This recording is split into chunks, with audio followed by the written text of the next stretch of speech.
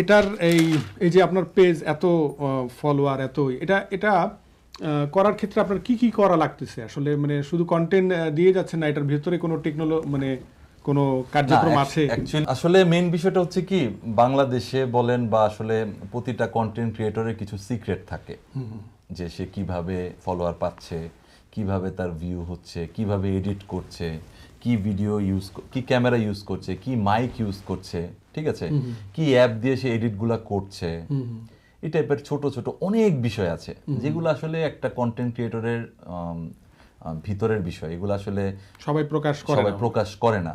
So আমি দেখলাম যে এই জিনিসটাতে বাংলাদেশে আসলে এখন পর্যন্ত কেউ ওপেনলি কথা বলে নাই। এই জায়গাটা ফিল্ডটা খালি। হ্যাঁ, আর আমি ফ্রিল্যান্সার হিসেবে 2012 থেকে কাজ করি। আর এছাড়া হচ্ছে আসলে আমার আসলে এই ভার্চুয়াল জগতেই আছি। সো দেখা গেছে যে আমি আসলে এইটা নিয়ে ওয়ারিড না যে আমার যদি আরো 1 লাখ কম্পিটিটর চলে আসে, এতে আসলে আমার খুব একটা কষ্ট হয়ে যাবে, ব্যাপারটা ওই রকম না আসলে।